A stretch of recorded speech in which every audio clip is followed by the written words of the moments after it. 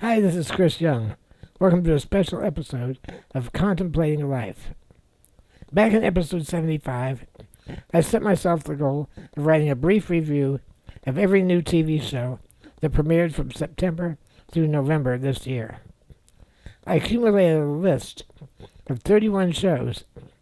I planned on making one large episode, but it was too large, so we split it into two parts. This is part B.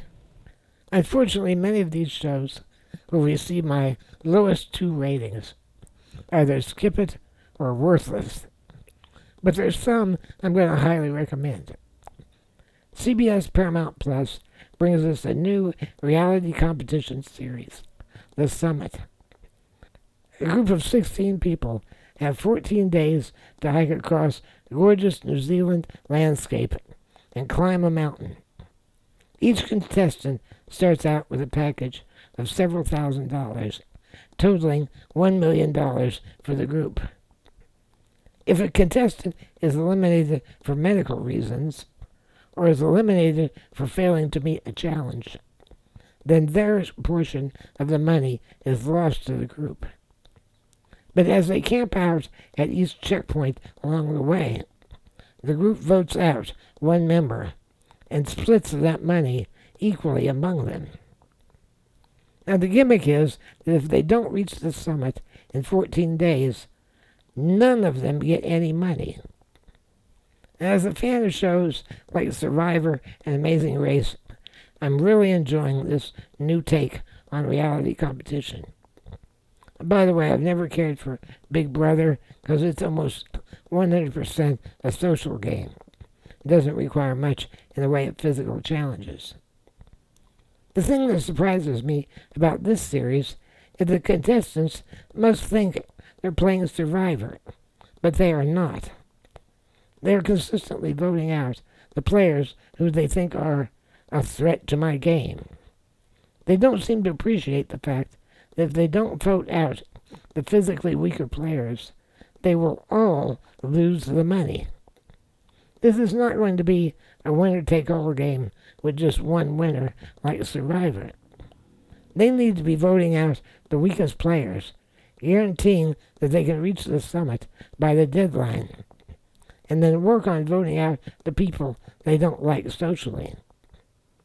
I've seen about 5 episodes, so I don't know what happens, but I seriously hope they don't meet the goal, and everyone walks away with no cash.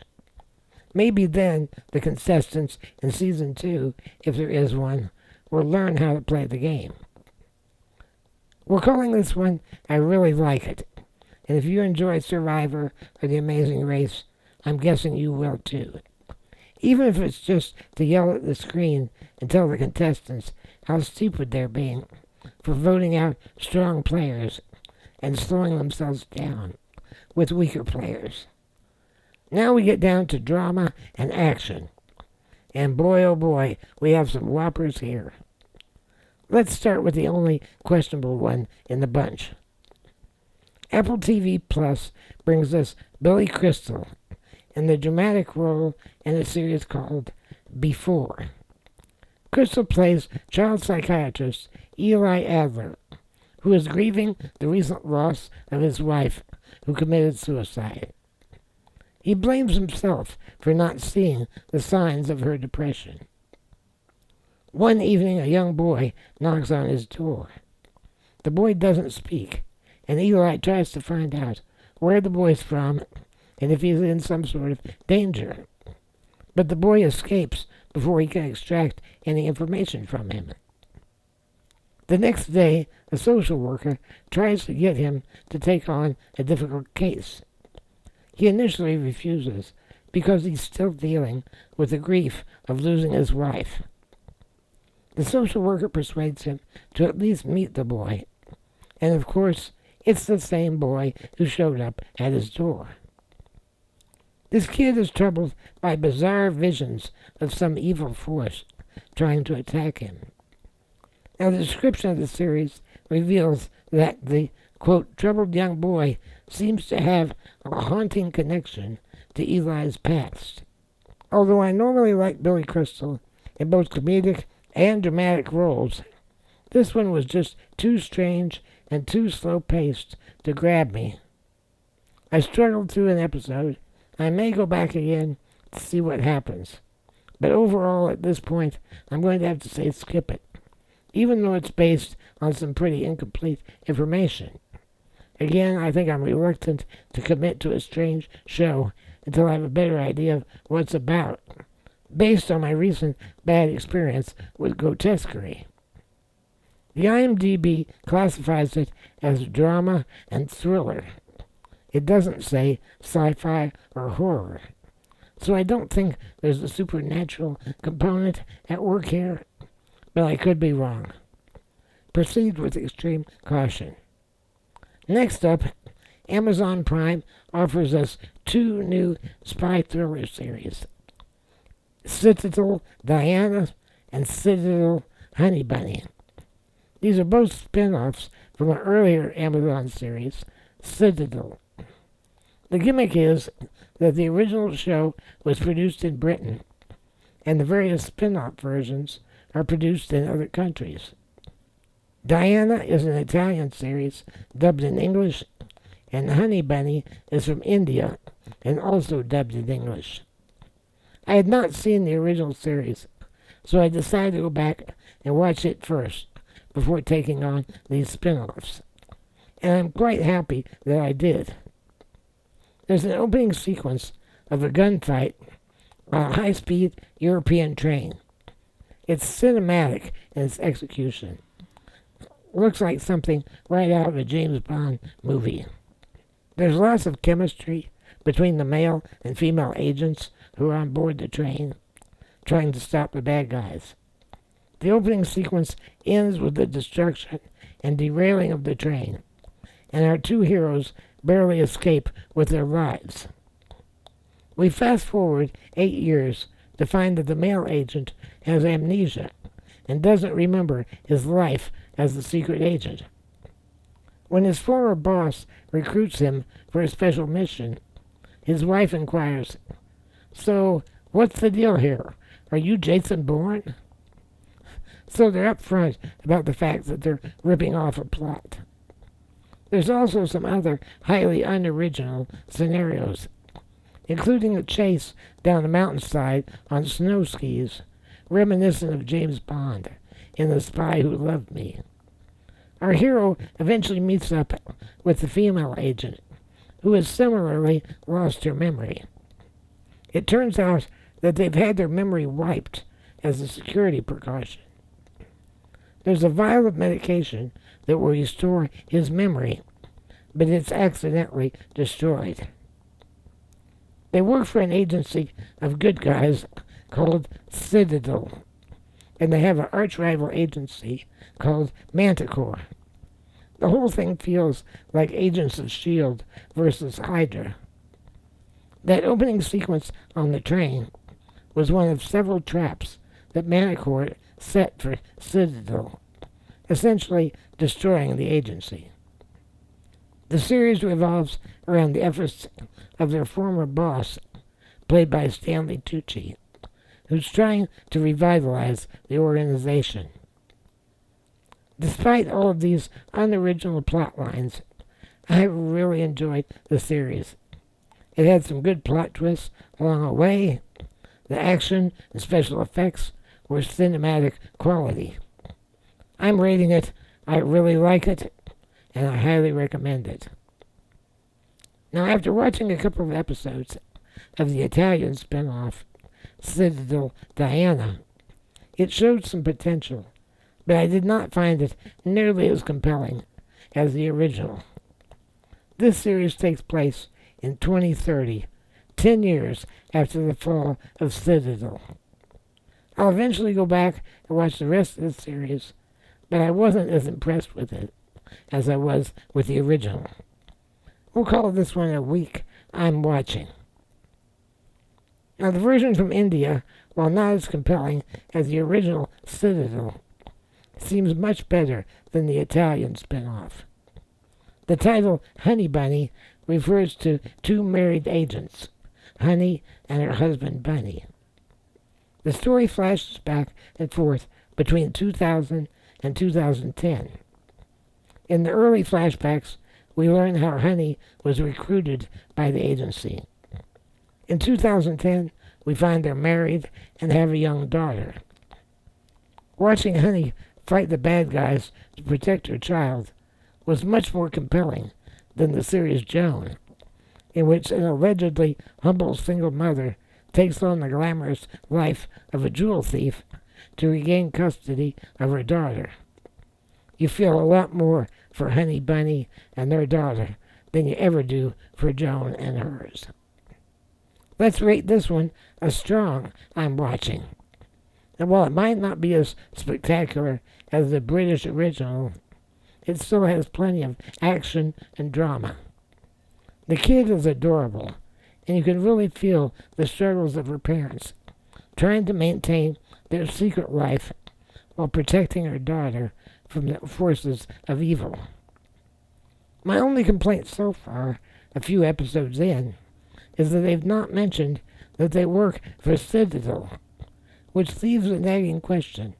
Could they possibly be working for Manticore and just believe that they're the good guys and not the bad guys? And again, are the allegedly good guys at Citadel really the good guys? Anyway, I'll be binge watching the remaining episodes soon. All three series have just 6 episodes each, and the original Citadel has been renewed for a second season that I'm really looking forward to. Another thriller with an international flair is Peacock TV's reimagining of Day of the Jackal. The original 1973 film, based on the 1971 Frederick Forsyth novel, was about an assassin hired to kill French President Charles de Gaulle in the 1960s. This updated version stars Freddie Redmayne, who's most known for his portrayal of Newt Scamander in the Fantastic Beasts franchise, and as Professor Stephen Hawking in The Theory of Everything. So it's strange to see him playing the bad guy, but he pulls it off really well. Now, this series is as much about him as it is about the British MI6 firearm agent, Bianca Pullman, who struggles to balance her life as an agent with her home life with her husband and daughter. In this version, Jackal assassinates a German politician, which draws attention to him because it involves the longest sniper shot in history. A group of businessmen hires him to kill the richest man in the world, a tech entrepreneur who's about to release software that will trace any banking transaction in the world, thereby exposing all of their money laundering, bribes, and other transactions they would prefer to be kept secret. 5 of the 10 episodes are available now, and I can't wait to see the remaining episodes. I've heard it's been renewed for a second season, but I can't imagine it ends with the Jackal getting away, so I'm not sure what will happen in the second season.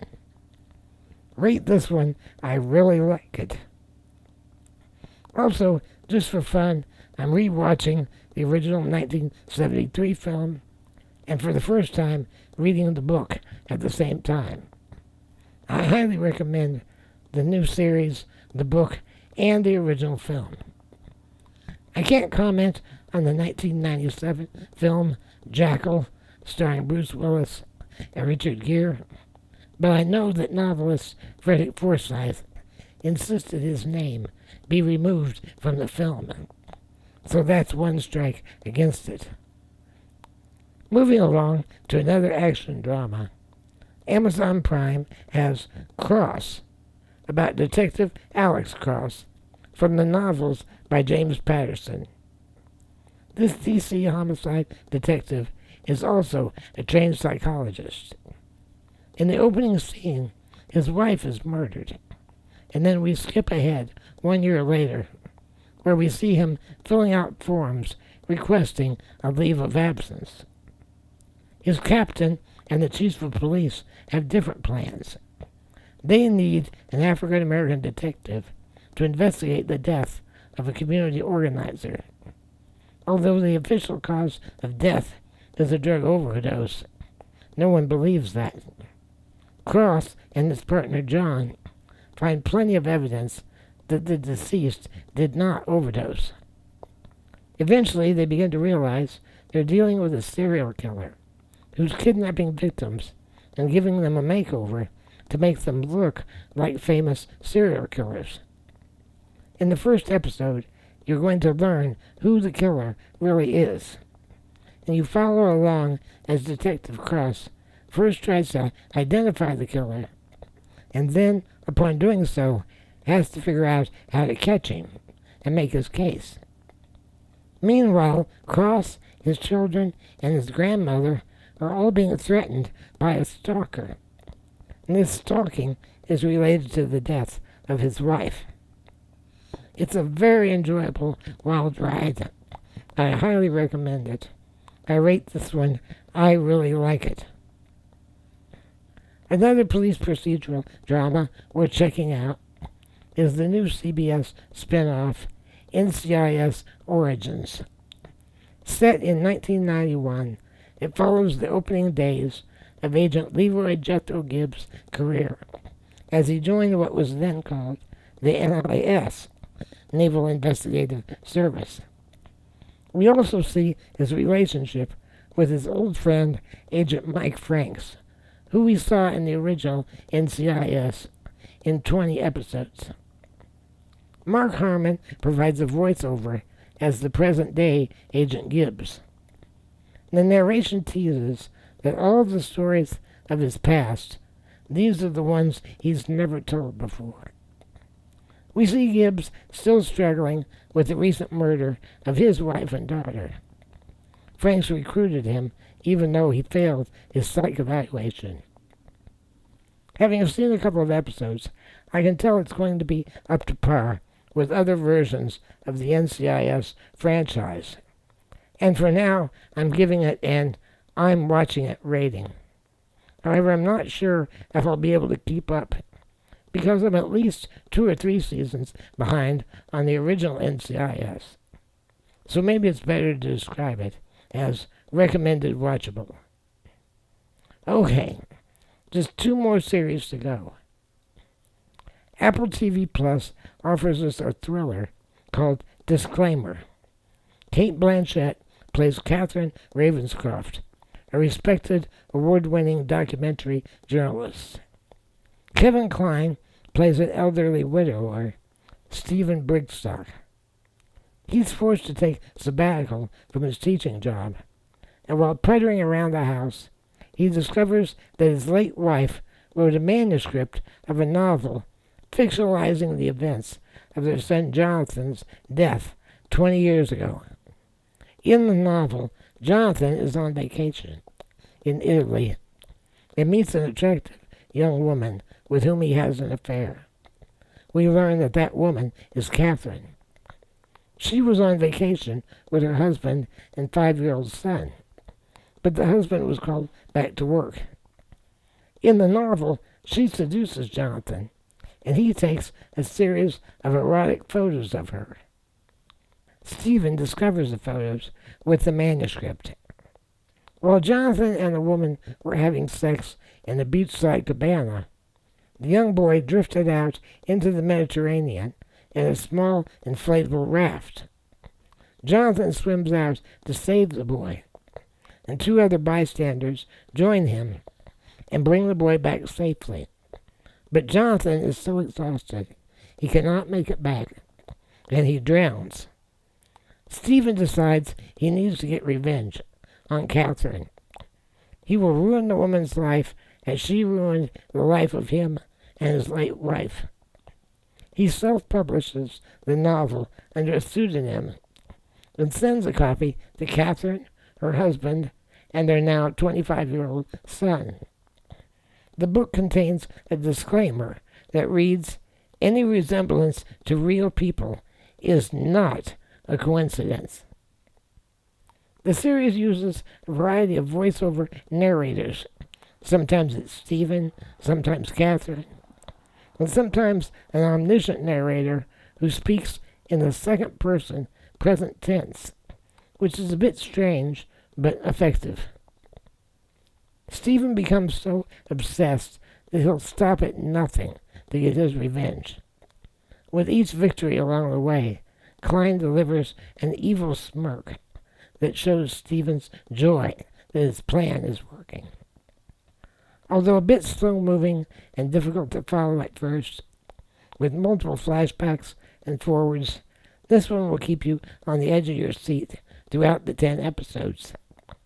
There are award-worthy performances from Klein and Blanchett, as well as great supporting work by Sacha Baron Cohen as Catherine's husband, Robert, in a rare dramatic role. Also noteworthy is Louis Partridge as Jonathan and Cody Smith-McPhee as the adult son, Nicholas.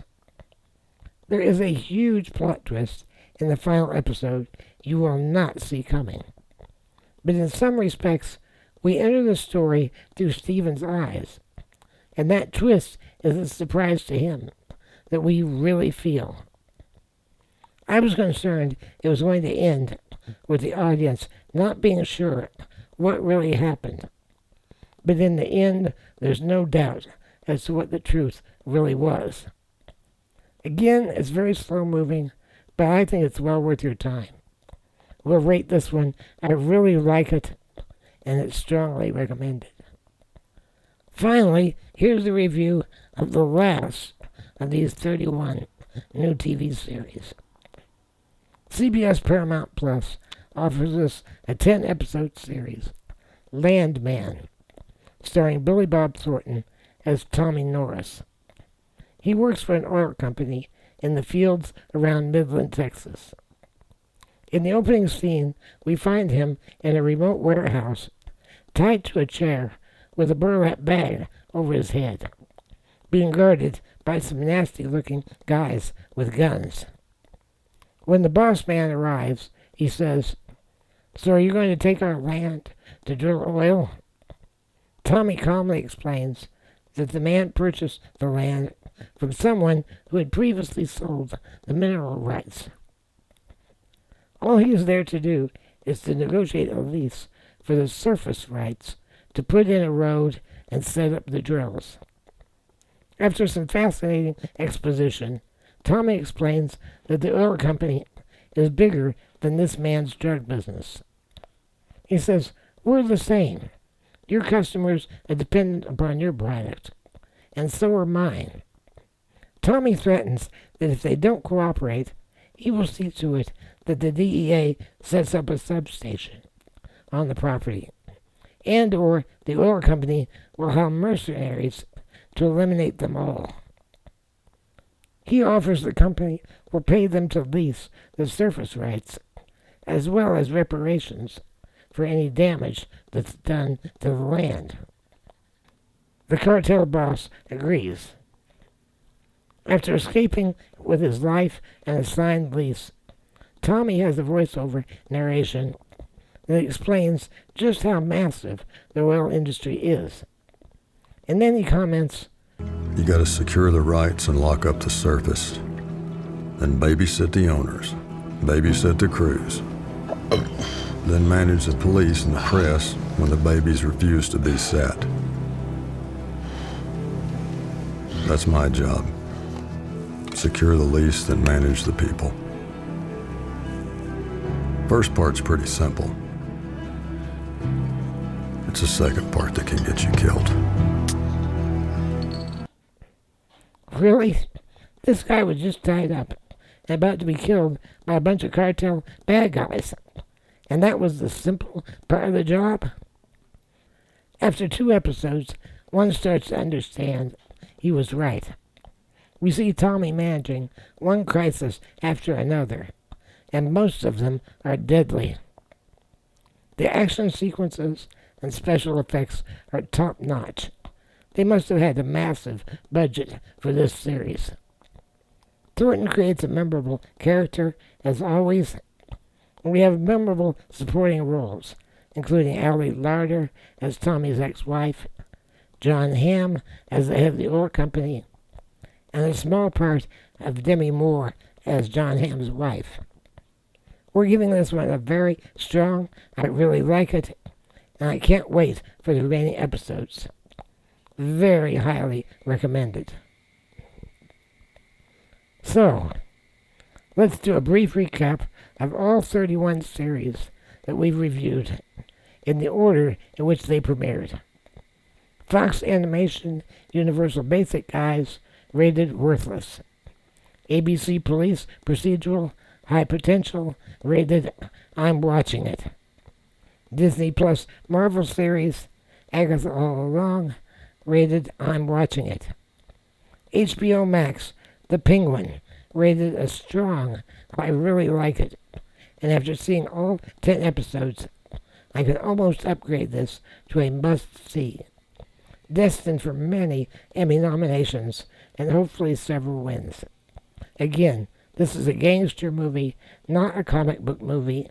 Anyone would like it. CBS Paramount Plus legal drama Matlock, starring Kathy Bates, rated I really like it. Fox drama Rescue High Surf, rated a strong skip it. NBC medical drama Brilliant Minds, rated a very weak, could be watchable. Fox police procedural Murder in a Small Town, skip it. FX Hulu horror series Grotesquerie, skip it. ABC cruise ship romantic comedy Dr. Odyssey, skip it. CBS Paramount Plus reality competition The Summit, I really like it. CW Network crime drama Joan, a very weak I'm watching it or it could be watchable. CW game shows Trivial Pursuit and Scrabble, skip 'em. Amazon Prime spy drama Citadel, I really like it. Italian spin-off Citadel Diana, a week I'm watching it. East Indian spin-off Citadel Honey Bunny, a strong I'm watching it. Peacock horror series Teacup, skip it. Apple TV revenge drama Disclaimer, a strong I really like it. Max CGI animated children's show Barney's World, recommended watchable for its target audience. CBS Paramount Plus crime procedural NCIS Origins, I'm watching it. CW reality show The Wranglers, skip it. Amazon Prime game show Are You Smarter Than a Celebrity, skip it. CBS Paramount Plus sitcom Georgia Bandy's First Marriage, could be watchable. NBC sitcom Happy Place, starring Reba McEntire, could be watchable. CBS sitcom Papa's House, starring Damon Wayans Jr. and Sr., could be watchable. Apple drama Before, starring Billy Crystal, skip it. Disney Channel tween sitcom Wizards Beyond Waverly Place, recommended watchable for its target demographic. Peacock thriller Day of the Jackal, I really like it. NBC Peacock sitcom St. Denis Medical, skip it. Amazon Prime crime thriller Cross, based upon the James Patterson novels, I really like it. And finally, Paramount Plus drama Landman, starring Billy Bob Thornton, I really like it. So that's all my reviews. I'm not sure where we go from here. Probably be more about the after effects of me having to quit work for health reasons and the establishment of my work-from-home software business. Then early next year, it will be Oscar season again. And there'll be new primetime TV shows in January. I don't know if I'll do this again or not. If you find this podcast educational, entertaining, enlightening, or even inspiring, consider sponsoring me on Patreon for just $5 a month. You'll get early access to the podcast and other exclusive content. I'm not really in this for the money, but every bit helps. As always, my deepest thanks to my financial supporters. That means more to me than I could ever express. And even if you can't provide financial support, post the link just so I can grow my audience. All of my back episodes are available. I encourage you to check them out. If you have any comments, questions, or other feedback, do so wherever you found the podcast. I'll see you next time as we continue contemplating life. Until then, fly safe, everyone.